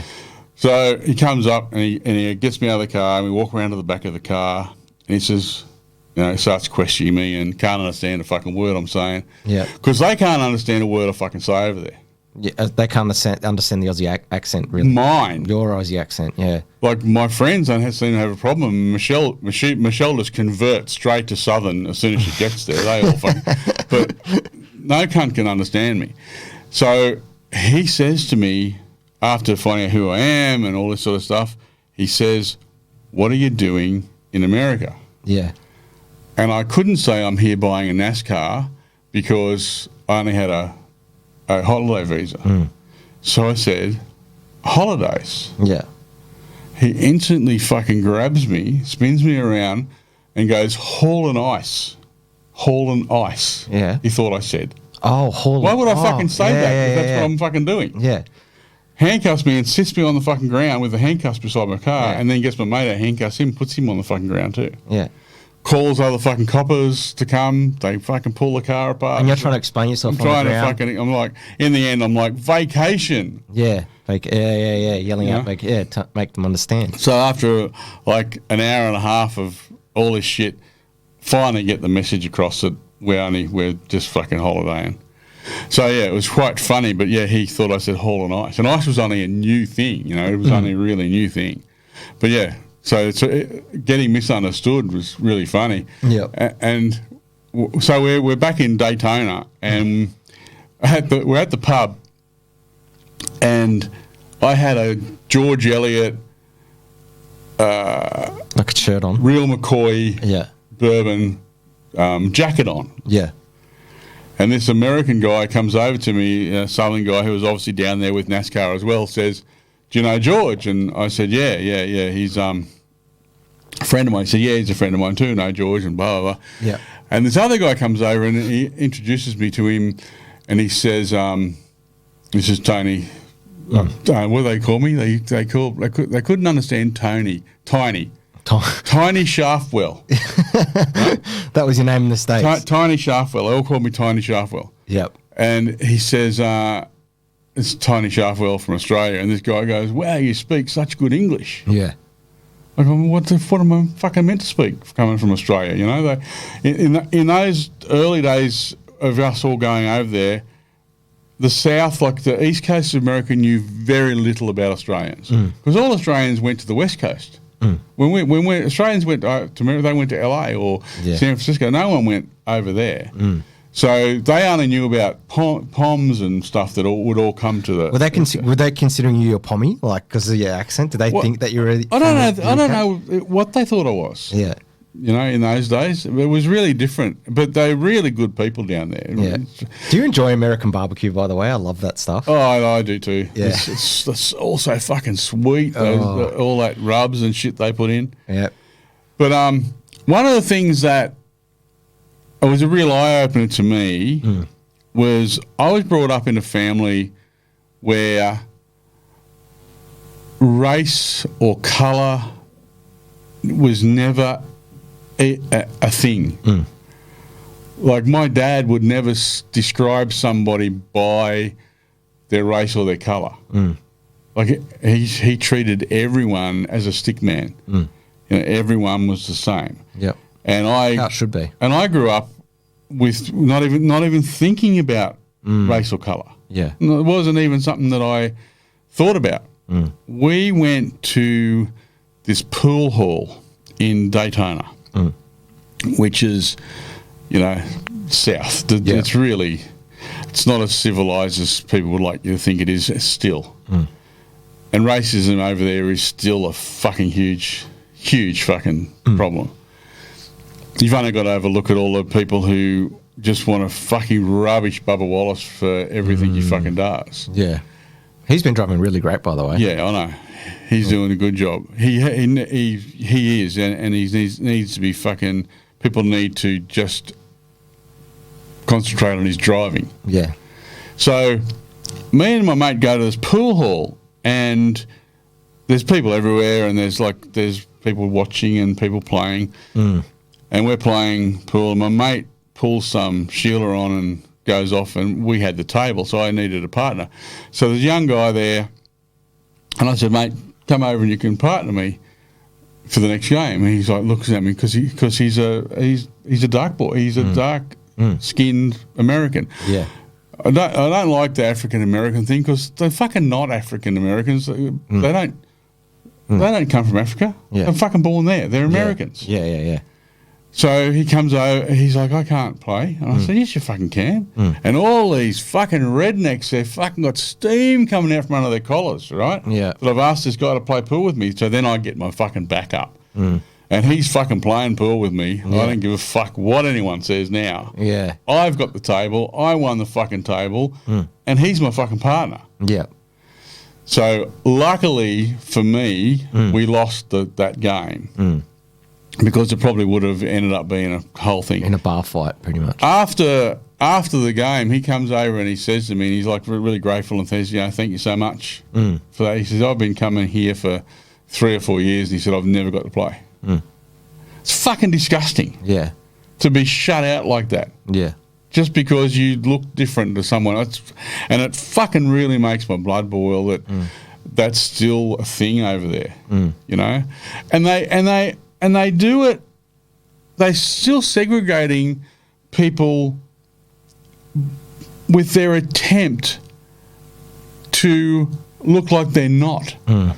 Because by saying the first black driver to win a race, that's fucking segregating. Why isn't he just a driver? Yeah. Yeah. Why isn't Bubba Wallace just... Was he his first fucking race? Yeah, same like female or male race. He's fucking first won a fucking race. Yeah. Why does it have to... And they have Black American Month where they celebrate the achievements of people like Bubba. Yeah. That's fucking segregating. Yeah. What don't they get about that? Why don't they fucking just treat them exactly the same as everyone else? We're all in this fucking melting pot together. Yeah. And just say... Don't even... Yeah. It's not a fucking thing. Yeah. His colour or his fucking race or who he fucks or who he doesn't fuck. None of that is a thing. Yeah. He's a human. We're all fucking humans. Yeah. And just fucking treat each other like that. And that pisses me off. It fucking pisses me off that these fucking rednecks... And it's fucking rife still over there. You know, that whole fucking stupid... rebel flag that they wanted to fly in America. That would have been big when you went over there. Well, it's got such racist connotations to it that I'm glad Bubba stood up and said that shouldn't be here. And I'm glad NASCAR had the balls to fucking do something about it. Because it shouldn't fucking be there because it has got racist connotations in America. You know, so... it's good. Like NASCAR's in really good hands in America now because young Ben Kennedy is basically running the show, and he's a young guy. I'm not even sure if he's 30 yet. Probably. He's an ex-truck racer. Yeah, yeah. He's family. He's Brian France's grandson. Yeah. Okay. His mother is France. Yeah. Okay. So he raced for a few years in the trucks, basically to have that background to know what it's like to be a racer. And then pulled out to go into the office, and now he's going to be he's one of the bosses, and he's going to be the face of NASCAR moving forward. And all this stuff that's happening, having fucking rappers who I'm not into it, but having that music, you know, rap music at the Coliseum event, and having the Coliseum event, and having the new car, and all these things are all Ben Kennedy. You know, he's a big part of what's happening to NASCAR. And it's good to see that a lot of these guys who are so against the car, the new car, now that they're seeing it race, are starting to come round. They still want to have a go about the one wheel nut thing, you know, and every time something happens. Those new cars are great though. They are, but they're still a stock car. This is what they don't understand. They're still a fabricate, you know, like the way the chassis and the frame and everything's built, they're still a stock car. There's only a couple of things I don't like about the new car. The floor-mounted pedals, I don't like, and the rear diffuser. They're the two things that I don't personally like, but the rest of it I think is fucking great. I mean, Cup hasn't had a new car since 1981. We've been driving fucking that 1981 car. Yeah, for years. Fucking nearly, it's over 40 fucking years. Yeah, driving the same fucking car. Yeah, I mean we've made changes to it. You know, we've had different the COT, the gens, the different but gens. It's still the same car. Yeah. Still exactly the same car we've been same fucking chassis, same fucking rear end, same gearbox, everything's the fucking same. So it was time for a new car. And they've done a great job of it. Yeah. So we'll go back to your Thunderdome days. Yeah. You were talking, you know, we were talking off air many times before how you actually got screwed over big time by a bloke to buy one of your car. Was it your first NASCAR? Was it, or you got sold a dodgy package? Oh no! I didn't get sold a dodgy package. I actually really appreciate that deal because I looked at a few cars. I went to America, and the car I was going to buy there off Doug Taylor when we went back to his after the race meeting at Daytona was a current model Thunderbird. Yep. And it was $50,000 US. And by the time I got it back to Australia, it was going to cost me just under $100,000. Okay. Because Bob hadn't got the import tax dropped at that stage. So with transporting it and everything, so that sort of was blowing the budget. So I had a look at a few cars. Robin Best had an old car for sale, but it was an old Banjo car, and Banjo chassis didn't have very good longevity. They tended to get a lot of flex in them, and they would crack in places and stuff. So I didn't really like it. It was a beautiful looking car. Yeah. But I didn't really like that. Wait, was there different chassis back then with the NASCARs? Was there? But different body shells, obviously. Was there different? So there was a Banjo chassis. What was the other ones? Hutchison Pagan was the big one, and Laughlin. Okay. Laughlin was like what everyone had later. Yep. So it was Hutchison Pagan was what my first car was, and Banjos. So there's Banjos, Hutchison Pagan, and then there was a couple of others. But Banjo and Hutchison Pagan were the main ones. Hutchison Pagan were the biggest, most people. All the cars Bob bought out from the States to have built here were Hutchison Pagan. He bought a shit ton of brand new Hutchison Pagan skin chassis. Yeah. And then John Shepherd and his team built the cars, which was Pat Purcell and Keith Leggett and Tommy Smith. All those guys built all these cars for the Australian market. And one of those cars was what I ended up with. Now, Barry Blake bought that car in the really early days of the Thunderdome. And just hang on, I'll drink. Yep. And raced it for a year or two. And he had it for sale. And I'd been crewing for Barry. And I was trying to fucking remember how it happened, how I ended up crewing for Barry, because he had an accident and the car ended up coming back to Canberra. There was some guy in Canberra, and I ended up somehow getting the job of taking it to the Gold Coast for him for the Gold Coast race, first IndyCar Grand Prix. So the car was in Canberra, and I trailered it up there. Me and another mate of mine took it up there for him. I don't know how it happened, but I had a lot of trust in a couple of guys he'd never fucking even met at that stage. So I took it up, ended up crewing for Barry and helping him. And so then we got to talking about his old car. And he offered to do me a deal where I could pay it off over the season out of prize money. And I'm really fucking grateful because it actually took me 3 seasons to pay it off. But Barry and Cindy, his wife, worked with me and allowed me to do that. But the car wasn't what I bought it as a roller, and basically it just was meant to just need an engine and gearbox. Yeah. But it needed so much more than that. You know, the screen that was in it was a glass screen, and they'd gone to Lexan, so I had to put all new Lexan throughout the car. It didn't have a diff center. It didn't have a fuel cell. It didn't have any fucking thing. Yep. So it needed a lot of work. So we took it back to Yass, to my mate Peter Masters' workshop, and went to town building a race car. And this is when a lot of the disappointment starts for me with local support. Because guys who I'd raced with and guys who were local in the racing community would be interested in a real fucking NASCAR being in town. You see a fucking NASCAR, you'd go and look at it. Yeah. But because it was fucking mine, I'm one of them, they hate to see anyone achieving beyond what they. So one of them in particular was a guy who I knew really well. I used to support his business, and I saw him driving up the street, and he saw the car parked in front of my mate Peter's workshop. Yep. And he turned away, so he didn't look at it. Didn't want to appear interested. And that's still the case. Like, these guys still don't want to appear interested in anyone having success beyond what we did in local speedway. You know, and it's sad that they can't embrace other people like.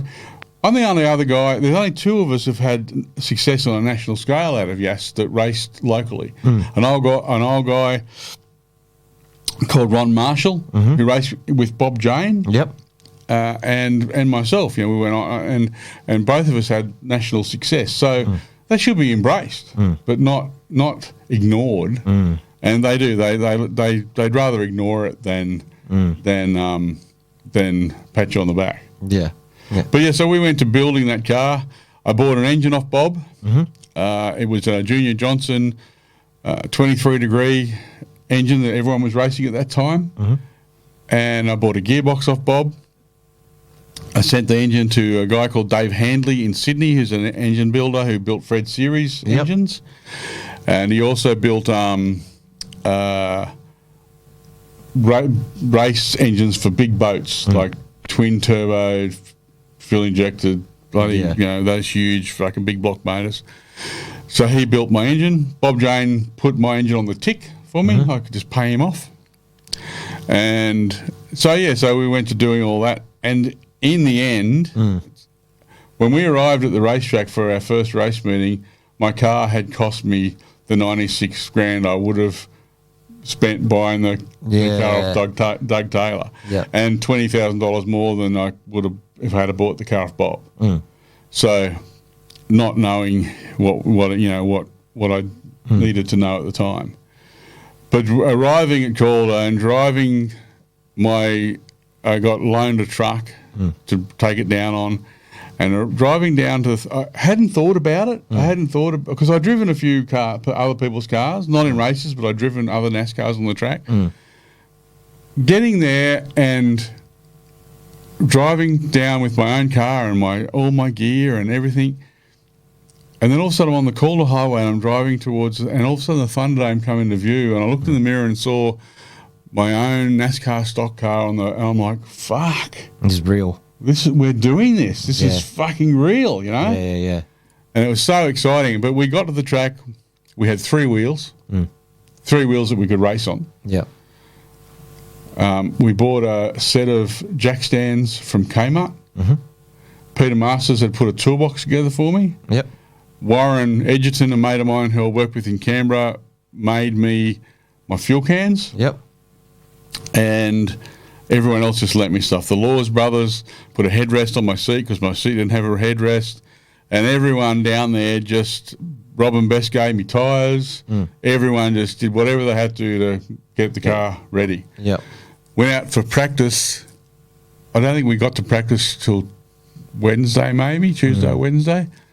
Car was fucking terrible. I was doing 32-second laps. Yeah. And the lap record at that stage was 28.6. Yeah. And it was just awful. And Fred Seary just turned up out of the blue and started shouting abuse at my guys. And Peter Masters come over and he said, I'm going to tell this old cunt to fuck off. I said, no, don't do fuck off. I said, just bite your fucking tongue and do whatever he fucking says. Yeah. So Fred just yelled abuse at my guys for an hour to change this and change that and change whatever. And next practice session went out and we weren't in the 29s, but we were like just the really low 30s. So we're getting respectable then. Yeah. So then Fred, rest in peace, Fred is such a character. He gave me my driving advice. He's telling me how to do a lap. And the first bit was really good. He said, go out there and run around doing 2,000 revs. Yep. Do 10 laps. Then do 10 at 3,000, then 10 at 4,000, and just bring your revs up. And he said it's really tedious and it'll really fucking annoy you, but you'll get to know the track. Yeah. So I did what he said, and then he said, now we're up to speed. This is how you drive a fast lap. He said, when you're going down the back straight, when you come into turn 3 to go and that before you go around to turn 4, he said there's a big bump you'll hit, and he said you still got your foot in the gas. He said if you have to, put your left foot on top of your right foot to hold your foot down fucking hard. Yeah. He said when you fucking hit that bump, the car's going to come off the fucking ground. He said then you button off, and then when it hits the ground, he said you back into it and you fucking dirt track it right around that fucking corner. Yeah. I'm like, the fuck? Anyway, Was the reason it was going slow is because it's wheel spinning as it hits the ground? Is that what he's trying to say? I don't know what he's trying to tell me, but anyway, that we didn't do that. So we went out. We qualified. I don't know, towards the back, maybe fourth from the back. It was a pretty good field for our first race, and it was actually the biggest crowd NASCAR in Australia ever had. Where we had 56,000 people for the race, and over 30 on Saturday just for qualifying and practice. Yep. So it was fucking huge. And qualifying, I drew pill number 1. So I was the first guy on the track for qualifying. Yeah. And to be seeing 30,000 people in the crowd for qualifying, and you've got to go out there first, it's like, how could this fucking happen? How could I draw? So I was actually on pole for a moment. Yeah. And so we went out, I did the qualifying, and then the race started. And when the race started, I passed 3 or 4 cars in the first couple of laps. We're going really well. Rodney Combs lapped me. And then a little while later, Peter Masters got on the radio and he said, Rodney's coming. And I went, I know he's fucking coming. Because he lapped me again. Yeah. But we did really, really fucking well. We ended up finished the race in 7th position. And were they 500 miles back then in Oz NASCAR or 200? 250 laps that race was. Okay, yeah. So the race is a mile. The track's a mile long.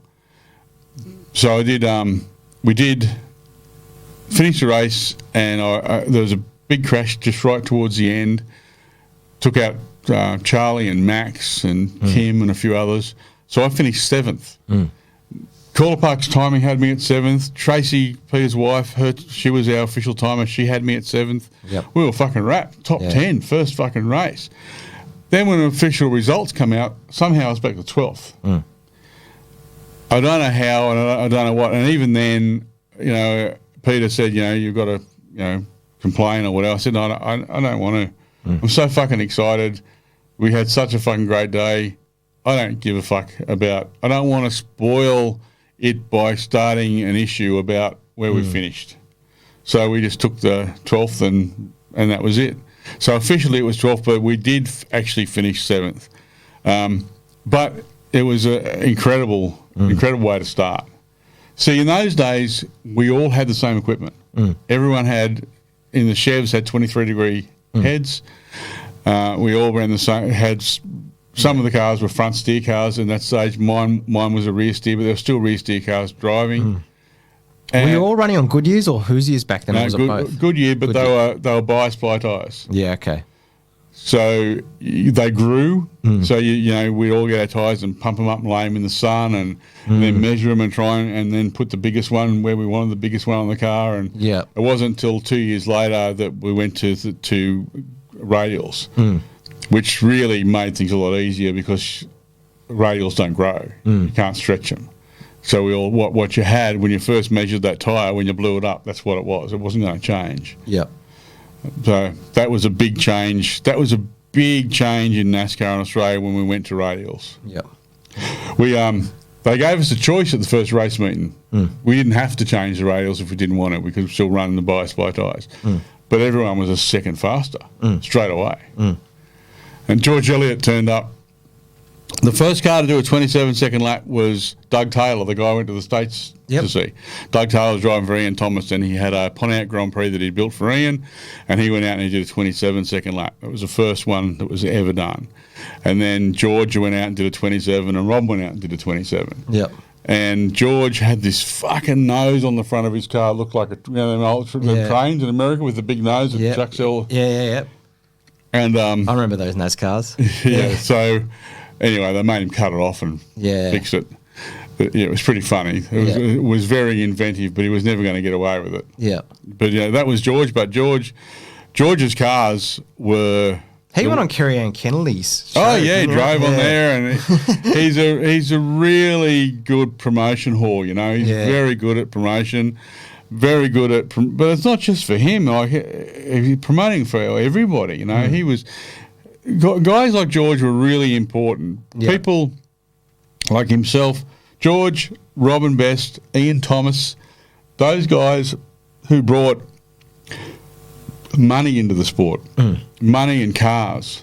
Those guys were really important to the sport, and they deserve a lot of credit for helping it, because it was the demise of those guys that ultimately led to the sport ending. Yeah. Because the sport had changed a lot. After 95, when we lost the NASCAR sanctioning, things started to change. We had a lot more circuit races coming in. And it's not their fault, but they bring a different attitude to racing than what dirt track races have. Yeah. What we needed to make NASCAR continue to grow was Brooke Tatnall and the big sprint car guys. Young guys, and some of the older guys too. We needed those dirt guys, more of them to come into the sport. We already had Barry Graham, we had Max Stumsey. John Sidney. That team back then, that was essentially the 888 of NASCAR, wasn't it, in Australia? They were dominating. What does that mean? They were the 888 Red Bull Racing in supercars. They dominate in supercars. Right. But it was, Max was obviously very good, but John bringing Barry in was the catalyst. Yeah. Because Barry knew everything about those cars, and was an incredible driver as well. So him coming into that team was what made the whole Max and Barry thing, and John's know-how too. John's know-how on how to build a car and build an engine, and his professionalism. Also, it all came together. It was lightning in a bottle, getting those three people together. Yeah. That really worked. Max was really funny. In the early days, he had a red Pontiac Grand Prix, sponsored by Pizza Hut. Yeah, okay. And we started at the same time. So he was in a garage above me, and he came into my garage, and he said, "You got a minute?" I said, "Yeah." So he comes, we go in, and he goes, "What do you do with your leg?" And I'm like, "What?" He goes, "What do you do with your leg?" I said, "What leg? What are you talking about?" He says, "Come here." So we go into it, and he gets in his car, and he's like, "My leg keeps hitting the steering column, like when I go into the corner." Yeah, okay. The G-force, I keep smashing my leg into the steering column. I said, "I don't fucking know, Max, because I'm only new here too, but it doesn't happen to me." Anyway, later that day or the next day, he says, "Come here." So I go into Max's shed, and John's built him an aluminium bracket that wraps around the steering column with another aluminium cup with all foam padding for Max's leg to sit in. And he had that the whole time he raced. Yeah, he's the only person that ever had it. But it was what do you do with your leg? I thought it was really funny. Yeah. Before we'll end part one with because we've got a 2-part series going on here. We'll end with like Bob Jane. How influential was he on your racing career? Just the whole NASCAR thing. He was the best, because my first race ended with Bob used to come around the garage and go and visit everybody after the race. And he would, just ask you. Anyway, after my first race, he walked into my garage, him and Laree, his wife at the time, and he grabbed me and he started shaking me. Yeah. And he's like, "What do you fucking reckon now?" Because he was built like a fucking brick shit house, solid as a fucking rock. Yeah. And I just immediately grabbed him by the fucking ears and pulled him in and gave him the biggest fucking most passionate kiss on the lips you've ever seen a man giving on a man.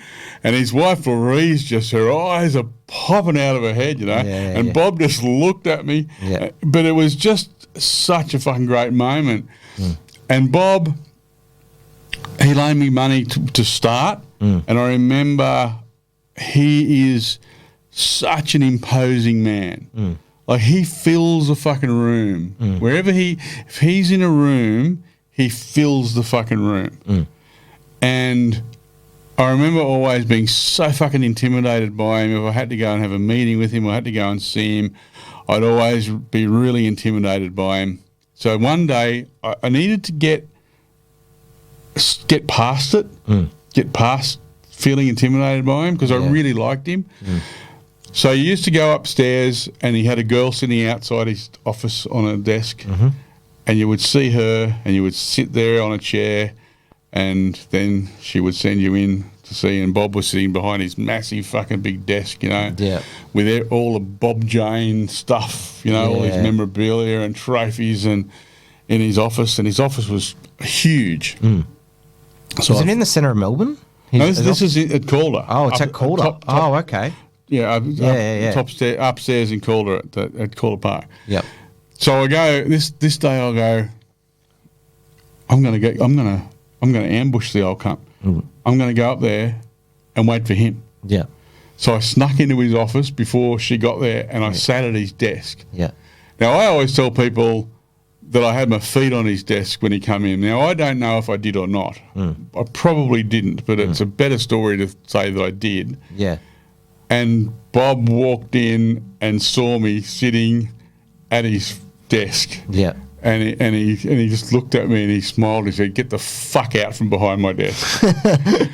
So from that moment on, we were mates. Yep. We got on like a house on fire, and I think that he just got respect for me that day because I did that. But I remember we went to race at Indy this second time.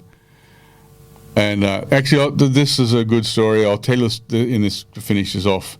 We got there, and there was a guy in Melbourne who's a really hugely successful businessman who owns a massive transport business. And he gave me a job part-time working at his transport place. And I was running shuttles around Melbourne for him. Yep. And he part owned, or I think was the majority owner of one NASCAR team. Yep. So he said to me, "Are you racing at Indy?" And I said, "Yes." He said, "Well, listen, if you want to load up our car, you can put your car in the truck too, and if you go with the driver, we'll take your car up for you." This is fucking great, because normally when we did this sort of thing, what we would do, we would pallet up all of our equipment and send it by transport and then tow the car up. So this way everything was going to go, and I was going to also get a lift by going in the truck.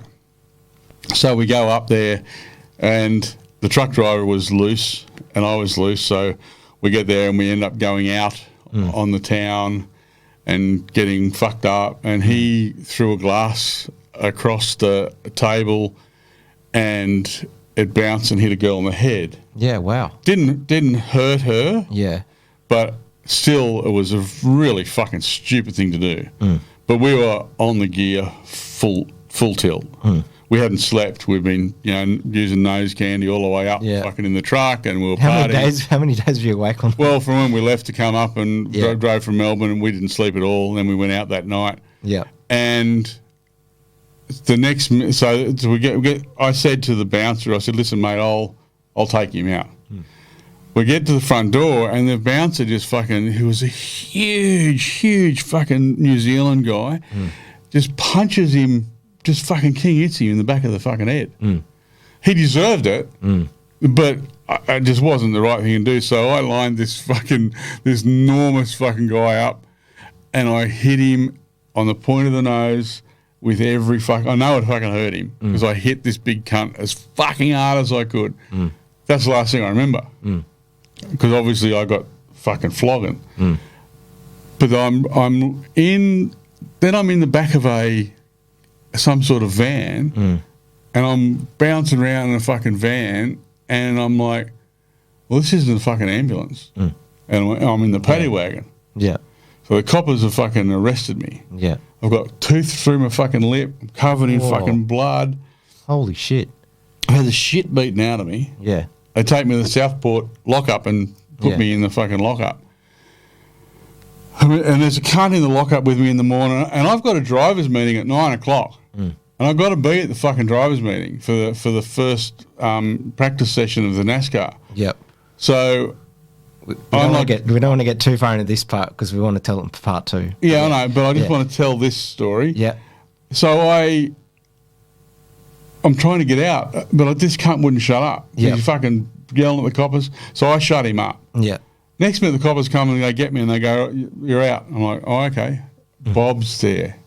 Bob's fucking bailing me out of fucking jail. Yeah, right. Bob Jane, Bob bailed you out of jail. Yeah. Yeah, okay. So he's there, and I'm like, oh, fuck. So I go out, and we get in his car, and I get in the passenger side, and I just go to open my fucking mouth, and Bob goes, don't say a fucking word. We go back down to the racetrack. Yeah. And I want to go home. I want to go to my motel because I'm fucking covered in blood and all sorts of shit. And I said, Bob, he goes, you're fucking coming now. So we go in, and I walk in with Bob past every fucking Auscar and NASCAR driver and crew chief. Yep. And Bob's got me and he goes, sit fucking right there. Yeah. And sits me at the front on a chair right in front of this fucking stage.